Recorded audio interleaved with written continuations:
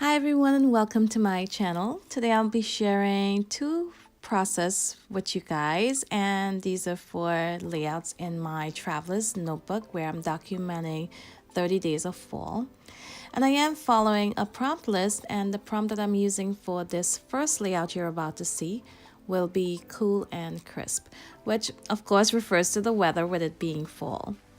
Now the photos that I'm documenting on the left side of this notebook would be of my grandson, where we had to trade in his usual light hoodie for a slightly heavier jacket. It's not quite as heavy as a winter coat would be, but it's kind of in between a light and a winter coat. So here I am just trimming down my photos, and you'll see today I will be sharing ideas on how you can add details to your page without adding a lot of bulk. To do that, today I'll be using stamps, stickers, I'll be adding alphas for my titles, and I'll also be using my stapler and this punch that I'm using right now, which is from EK Success. And everything that I will be using today, I'll go ahead and link down below.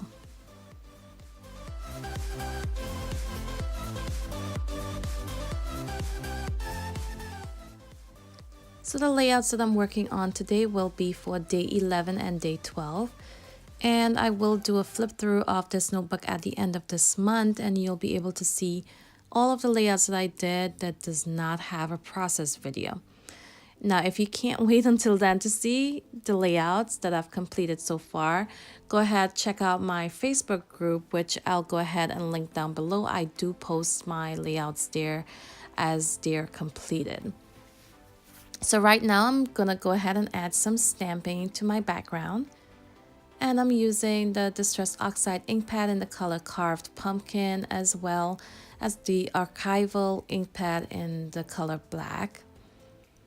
And you'll see I do use those Vicki Boutin stamps, and I do not get a very clean, crisp image of that solid circle, but I am okay with how it turned out. I do add the word hello on each of them, so I actually like the look of it once it was completed. And as you can see, I went ahead and dried my stamping in between. That way none of the inks would merge together. So here I added my photos to my background, and I grabbed this Forever Fall sticker sheet, and this is from Simple Stories, and I'm gonna add a few little details to this layout. Now with the stamping, it does make my background look a little busy, and I kept my embellishing really minimal at this point. I did not want to add too much to overwhelm the page. Now we can see there's some black, some orange going on, and I wanted to introduce another color as well. And that's when I decided to use that teal blue color and added a few little embellishments with that color. And my title on this page would say Hello Fall.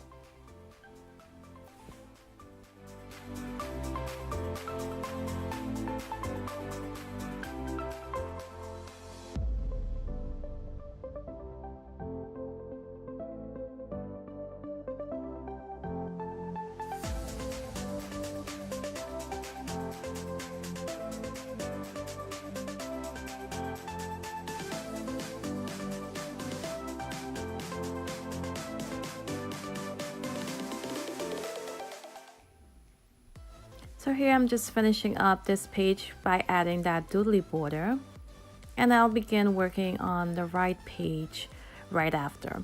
Now I did lose a little bit of footage towards the beginning of the right page, but I'll go ahead and explain to you as best as I can what I did to that page.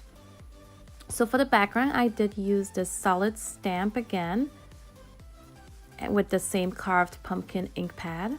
And I also added a piece of pattern paper, which I went ahead and inked the edges as well with that Carved Pumpkin.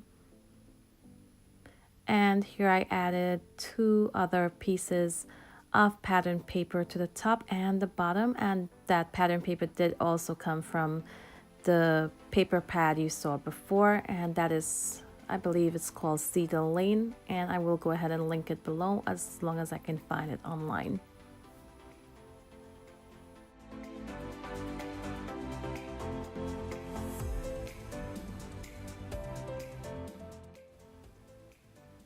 So this side of the page, the prompt that I use would be cozy, and I use a quote that says drink, eat, and be cozy. And I kept this side of the spread pretty simple because of all the busy stamping on the left side. Now if you notice, the right side stamping on the background is a bit lighter and not as outstanding and vivid as the left side is, and that's because I ghost stamped the images. I basically inked up my stamp it on a scrap piece of paper before stamping it on my background here. And to finish up this page, I just added a bit of Nuvo drops in the color Ebony Black, and I did add a doodly border as well.